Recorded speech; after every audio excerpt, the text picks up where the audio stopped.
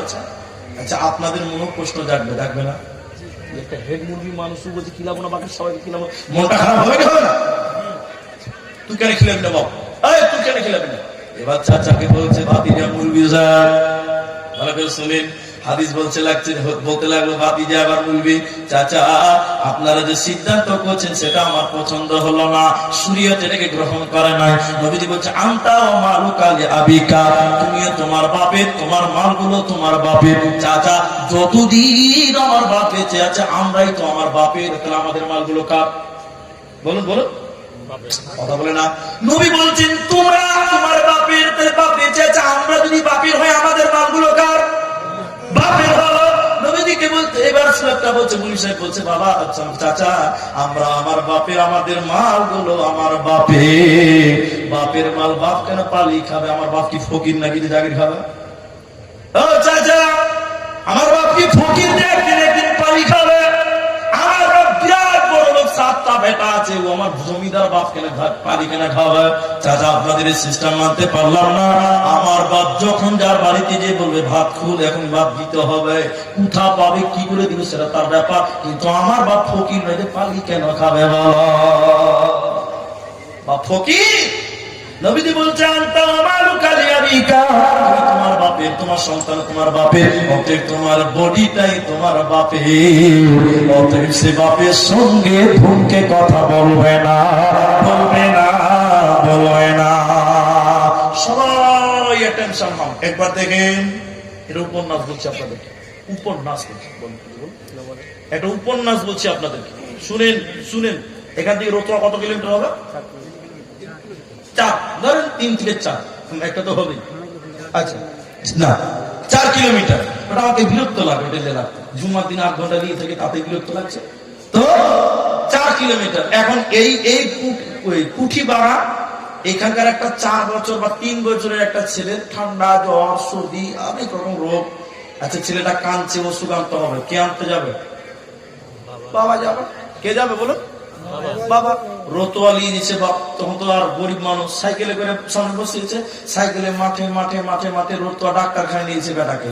আর দেখবেন বাচ্চা ছেলে দেখবেন একটা কথা বার বার বার বার বার বার বলে না, বলে না? হ্যাঁ না বলুন না, বলে। সাইকেলের সামনে বসে আছে, বাপ দিয়েছে রোতোয়া ডাক্তার গাড়ি, যেতে যেতে রাস্তার ধারে একটা ধানের জমিতে একটা বক দেখতে পেয়েছে। আপনারা বক বুঝেন তো? বক বুঝেন না?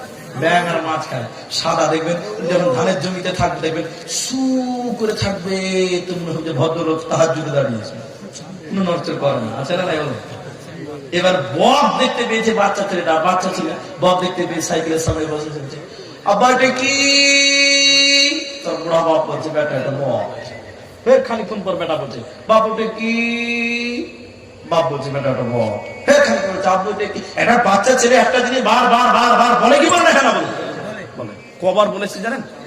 65 বার বলেছে। সুবহানাল্লাহ বলে 65 বার।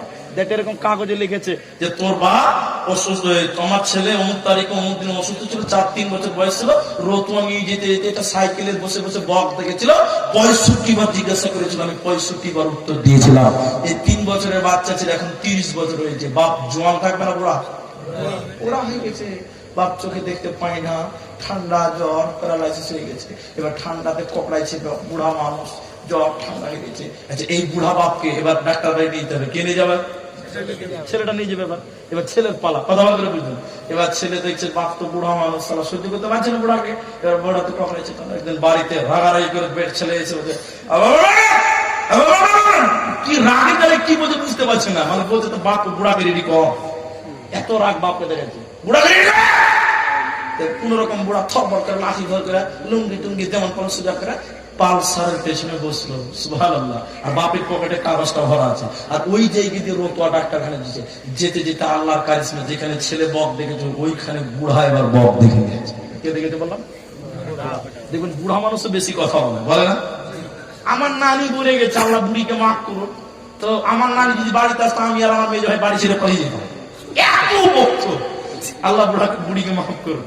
তো এই বুড়া এবার সাইকেলে বসে, মোটর সাইকেলে বসে এবার বক দেখতে পেয়েছে, বেটার মোটর সাইকেল আছে, বুড়ার চোখে দেখতে পায় না, এরকম করে বড় বড় করে দেখে বলছে জমির কি হলো?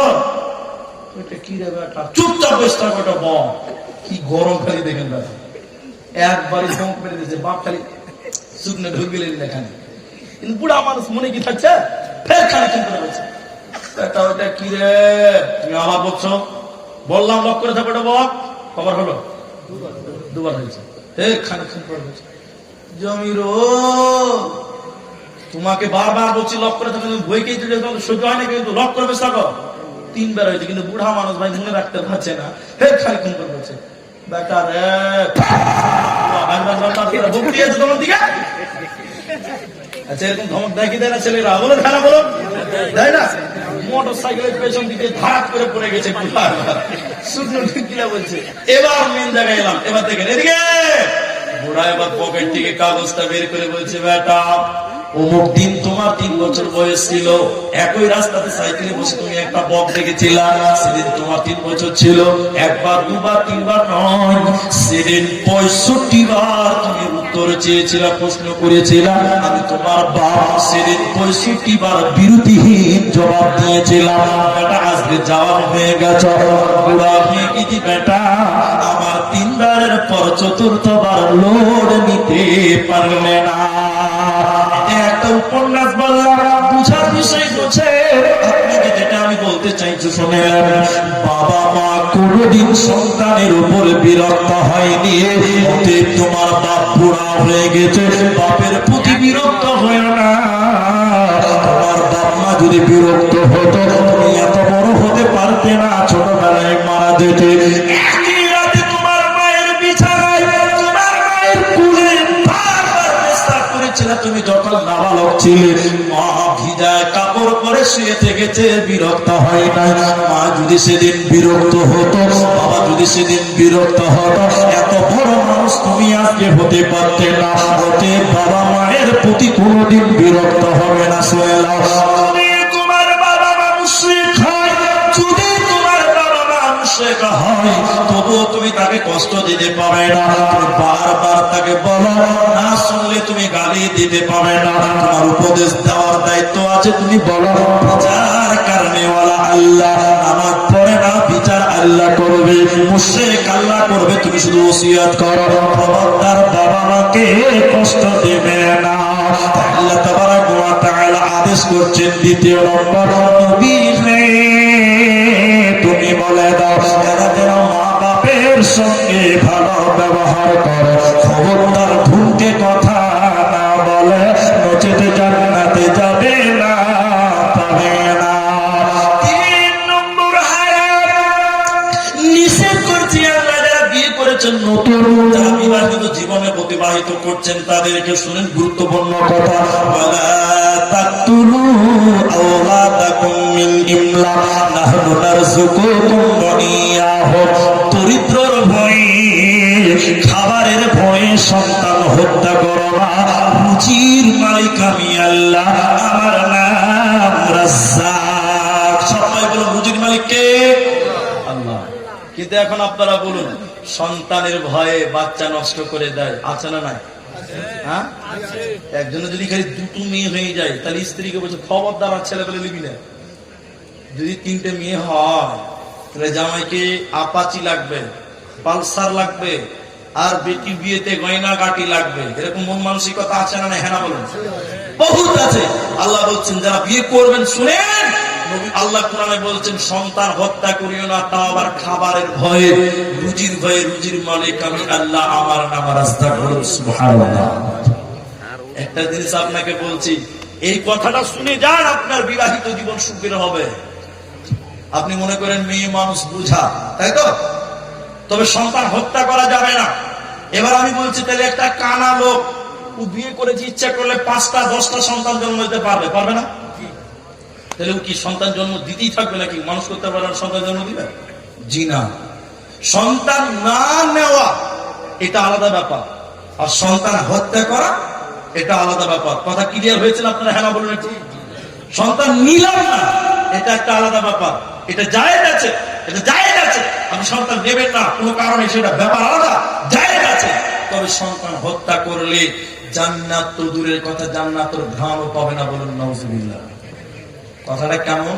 এবার দেখেন, হত্যা করা না নেওয়া দুটার মধ্যে পার্থক্য কোন জায়গাতে আছে দেখেন।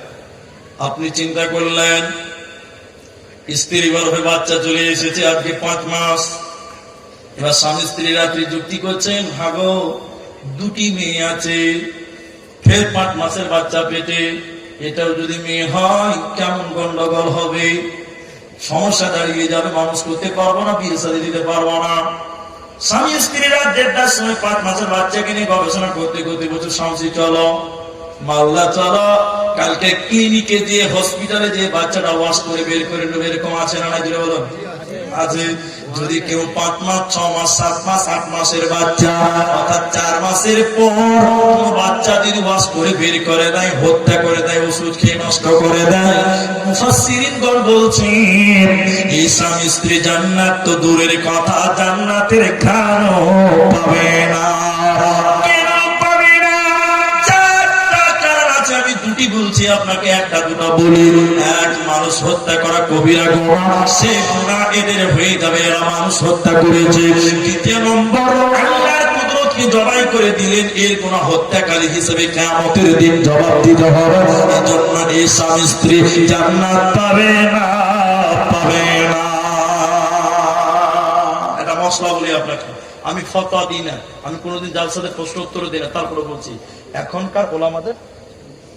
এখনকার ওলামাদের ফতোয়া হচ্ছে, কোন বাচ্চা যদি মরা জন্ম নেয়, শুনেন, কোন বাচ্চা যদি মরা জন্ম নেয় তবুও তার জানাজা পড়তে হবে। শুনেছেন ফতোয়া? শুনেছেন? আচ্ছা, কেন মরা বাচ্চা জানাজা দিতে হবে তার কারণ শুনেলেন। হাদিসে এসেছে, কোন বাচ্চা যখন মায়ের পেটে, শুনেন, বিবাদে যাবেন না, সমাধানে যান, আমি সমাধান করছি আপনাকে। হাদিসে এসে কোন বাচ্চা যখন মায়ের পেটে 4 মাস হয়ে যায় তখন তার রূহ ফুঁকে দেওয়া হয়। কি ফুঁকে দেওয়া হয়?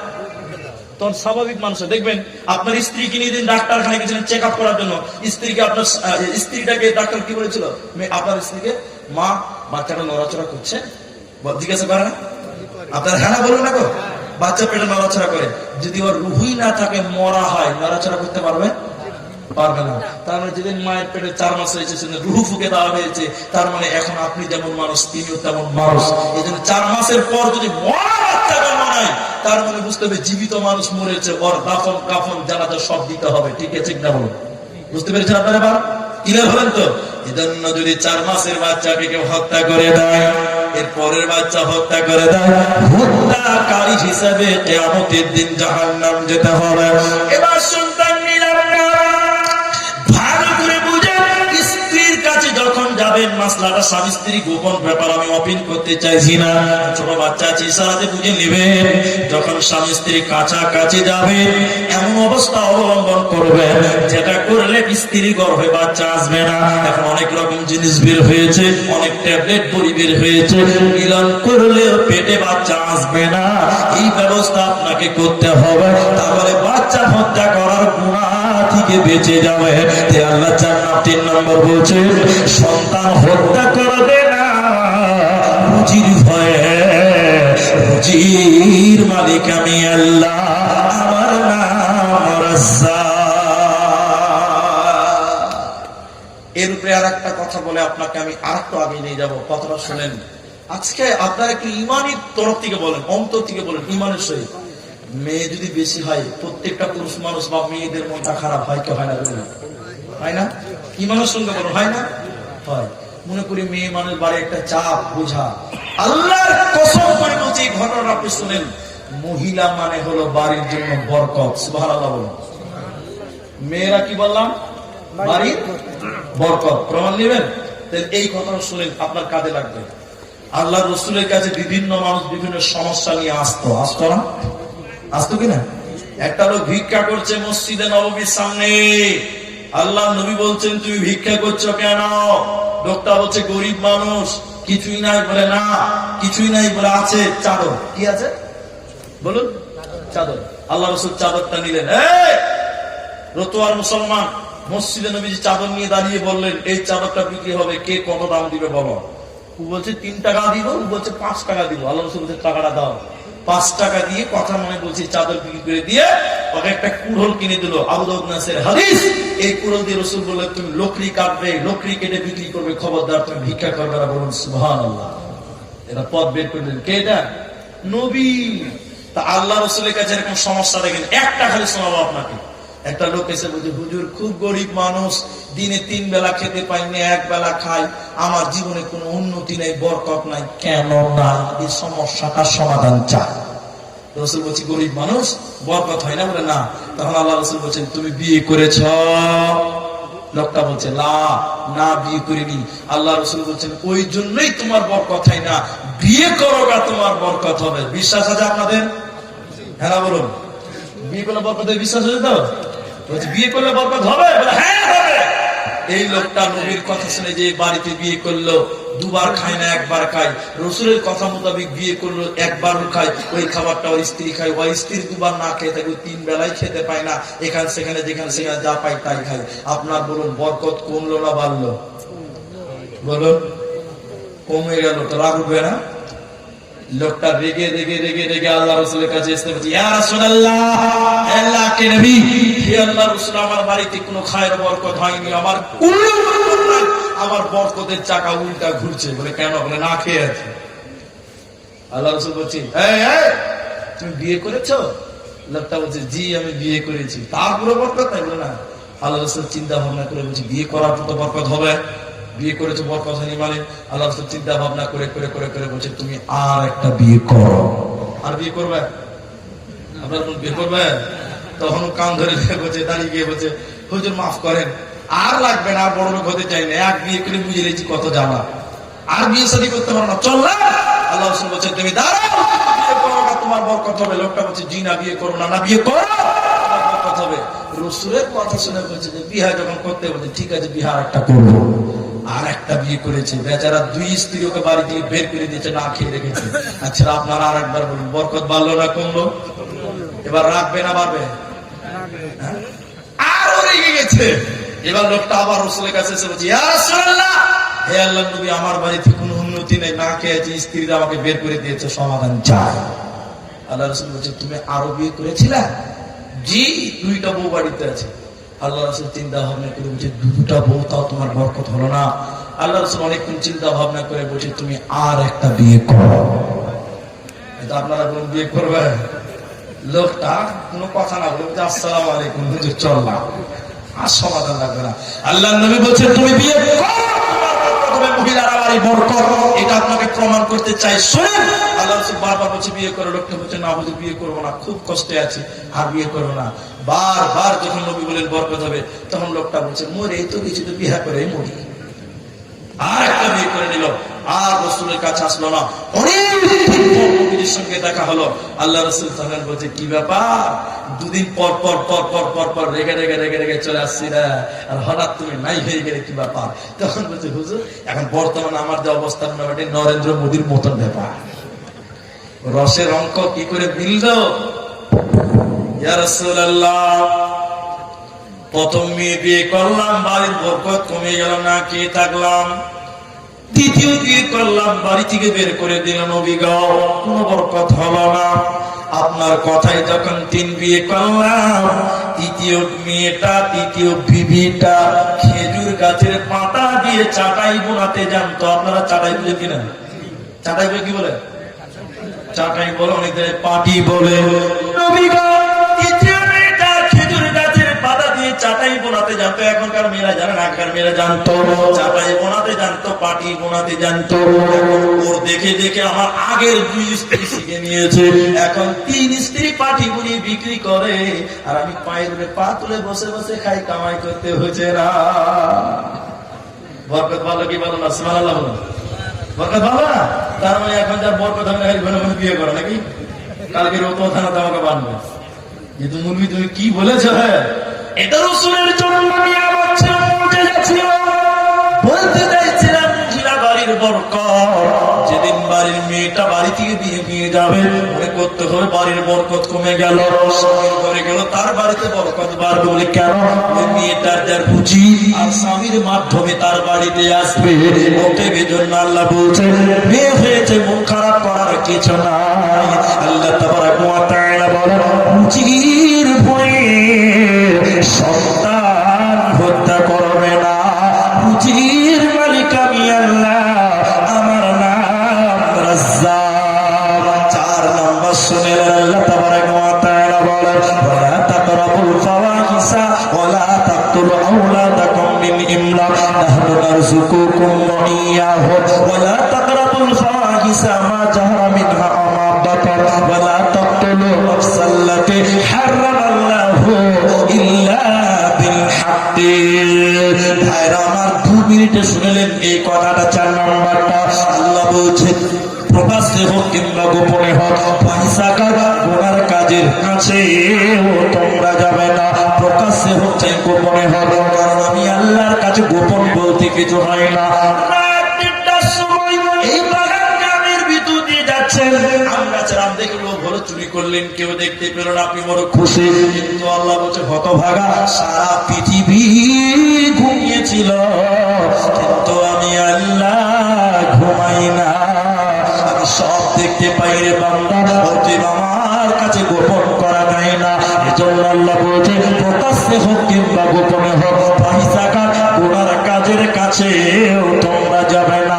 5 নম্বরটা শুনে নাও। আল্লাহ তাবারাক ওয়া তাআলা কোরআনে বলছে ওয়ালা তাকতুলু নাফসাল্লাতী হারামাল্লাহু ইল্লা বিল হক। এই পৃথিবীর লোক মানুষ মারার করবে না। আজকে পৃথিবীতে মুসলমান নাকি সন্ত্রাস হয়, মাদ্রাসায় নাকি জঙ্গি হয়। আব্দুর রহমান বলিষ্ঠ কণ্ঠে সোশ্যাল মিডিয়ার সামনে বলছে শুনে নাও, ওপেন ক্যামেরার সামনে বলছে শুনে নাও, মুসলমান কোনোদিন সন্ত্রাস হতে পারে না। ইসলাম কোনোদিন সন্ত্রাসকে আশ্রয় দেয় না। কুরআন বলছে শুনে নাও, মান কাতালা নাফসান বিগাইরি নাফসিন আও ফাসাদিন ফিল আরদি ফাকান্নামা আও কুতিলান নাসু জামিআ। আল্লাহর কোরআন বলছে কেউ যদি অন্যায় ভাবে একজন মানুষকে মার্ডার করে গোটা পৃথিবীর মানুষকে মার্ডার করলে যে পাপ হবে